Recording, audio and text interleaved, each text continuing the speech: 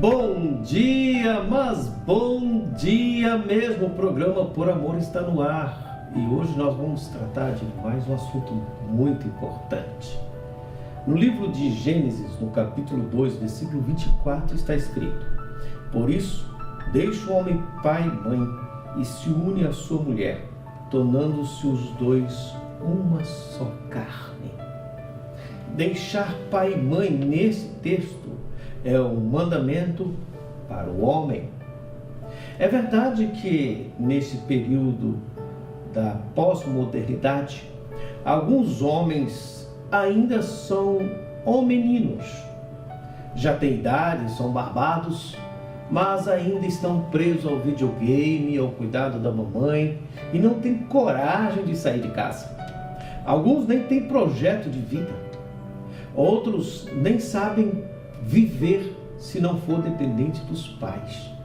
Este é um grande desafio não só para homens, mas também para homens e mulheres. A fase adulta, nós estamos preparados para entrar na fase adulta, porque a fase adulta nos traz grandes desafios. É momento de pensar em formar uma família, de buscar a Deus. E nesse sentido de buscar a Deus em família, nós encontramos algumas adversidades. O que a Bíblia ensina? A Bíblia ensina a deixar os cuidados do papai e da mamãe e tomar atitude na vida. O pastor Jeremias fez uma pregação baseada em Isaac, quando Abraão fez uma festa, porque Isaac havia desmamado. E ele é um ótimo comunicador e ele alerta: desmame o Isaac. Às vezes é preciso desmamar, é preciso ter coragem, mas aí não é só a coragem do jovem de enfrentar a vida, de estudar e de se autossustentar. Às vezes é a dificuldade dos pais também, porque alguns pais querem controlar e não deixar que o filho viva, cresça, tenha experiências. Às vezes é o medo do filho errar. E por causa disto, erramos, porque errar é pedagógico. É verdade que em alguns momentos nós temos aquela sensação de perda, mas o meu filho pode fazer bobagem. É verdade que ele pode ir até o chiqueiro, mas sempre o pai estará de braços abertos esperando. Então é preciso corajosamente incentivar os filhos a estudar, a ter o próprio sustento, a ter os próprios negócios. Às vezes faz um negócio, é normal da juventude, pelo afã da pressa da juventude, fazer maus negócios. E os pais precisam orientar, dar com experiência, ajudar os filhos a pensar no futuro, mas não intervir, não direcionar e tratar o homem ou a mulher, o jovem, a moça ou o moço como se fossem crianças a vida toda. Nós precisamos deixar que os nossos filhos cresçam e sejam como flechas na mão do arqueiro, que sejam lançados longe, mas com o alvo certo. E o alvo é Cristo Jesus. Então, se de um lado os jovens não estão preparados para esse momento, de outro lado os pais também não estão preparados. Porque protelar demais, postergar isso, não fará bem para ninguém. Alguns jovens ficam tão presos ao cuidado paternal e aquele gostoso do lar, que não se casam. Estou falando de alguns rapazes que não conseguem namorar, conhecer pessoas e correr riscos. Com muitas moças que oram a Deus e pedem um casamento, outras também ficam travadas dentro de casa. É preciso mesmo cuidar dos nossos pais. É responsabilidade que Deus nos dá. Mas é preciso ter coragem de buscar um relacionamento mais profundo e formar uma família.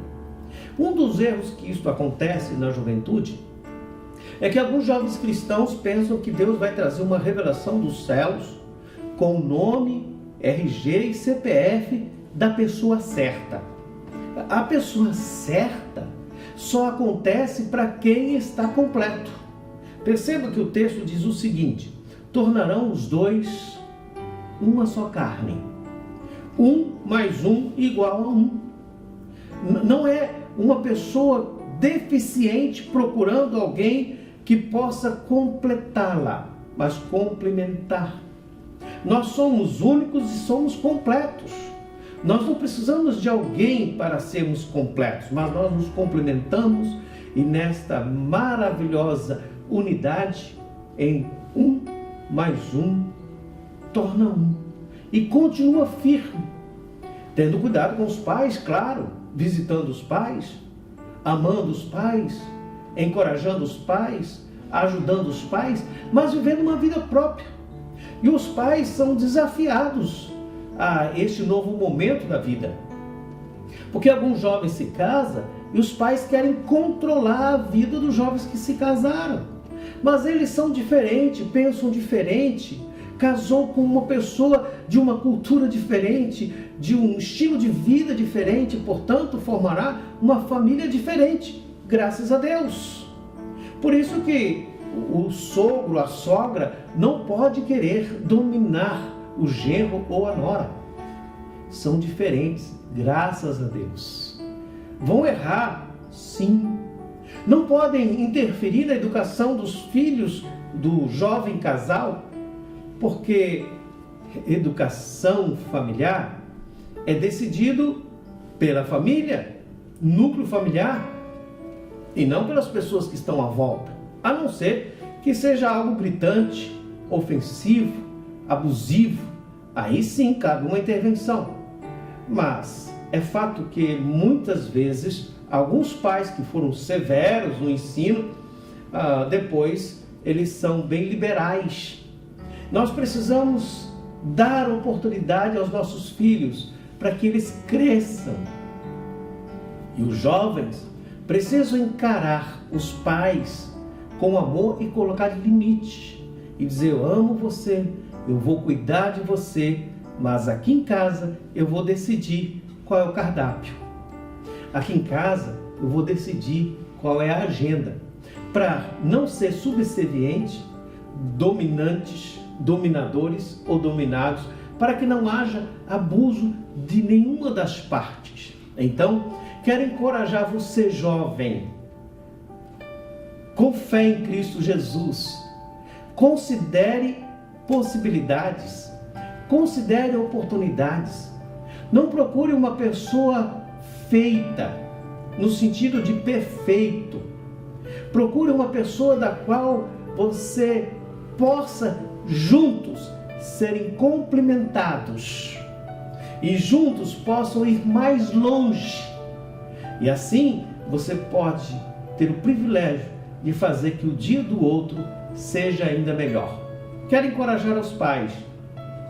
Invista nos seus filhos, incentive os seus filhos, mas os deixe voar. Permita que eles voem mais longe. E agradeça a Deus, porque esta é a nossa missão, a família segundo o padrão de Deus. Que o Senhor te abençoe e dê graça. Quero orar com você. Senhor Deus, dê-nos a tua graça, fortaleça o nosso coração, nos ensine com sabedoria, assim como nessa devocional, a saber o nosso papel, o nosso limite e juntos, Senhor, contribuirmos para o progresso do Evangelho. Que a nossa família seja abençoada e dirigida pelo Senhor, para a glória do teu nome.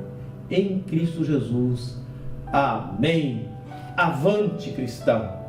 Sempre aceitando novos desafios em amor, com coragem.